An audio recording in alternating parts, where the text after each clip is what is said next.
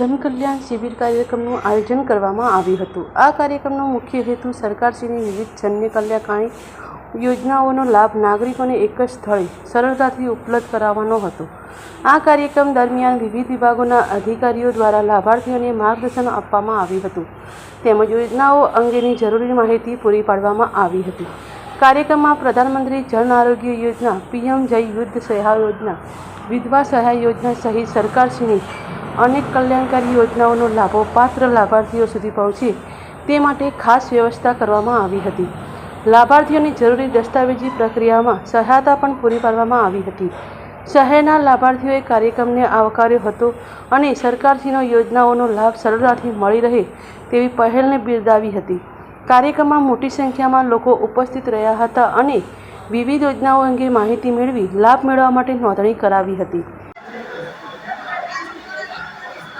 नमस्कार, મારું નામ નિમ્બાર દીદી।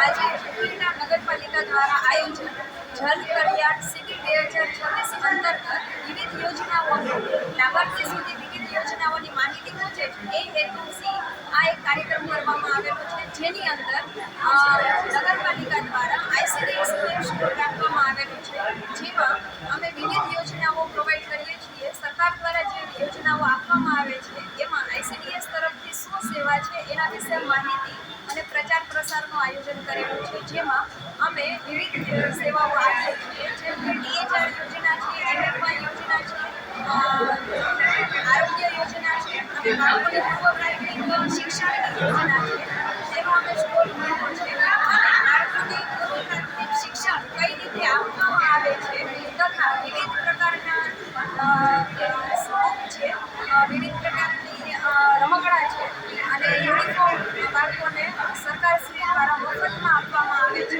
તેની માહિતી અને પ્રચાર પ્રસાર કરવા માટે આજે આ આયોજન થયેલું છે।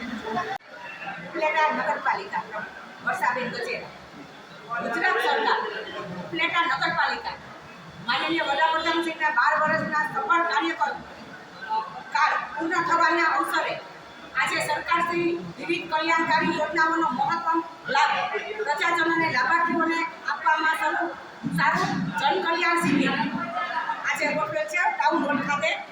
વિકસિત ભારત, વિકસિત ગુજરાત।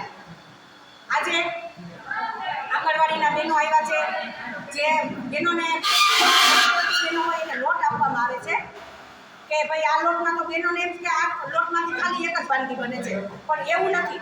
લોટમાંથી બહેનો ઢોકળા બનાવી આવ્યા છે, પાક બનાવ્યા છે, લાડવા બને છે, થેપલા, પુડલા, પરોઠા, અનેક વિવિધ વસ્તુઓ બને છે।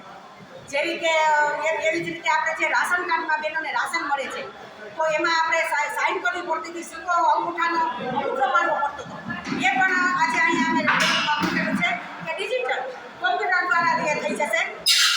એવી જ રીતે મેલેરિયા મચ્છર જે ચોમાસું નજીક આવી ગયું છે એના માટે પણ કે ભાઈ આ આપણે શું કાળજી રાખવી પડે, આપણા ઘરે નાના બાળકો હોય તો આપણે કઈ કાળજી રાખવી પડે, સૂર્ય તડકામાં કેટલી વાર બેસવું પડે, એ પણ યોજના છે।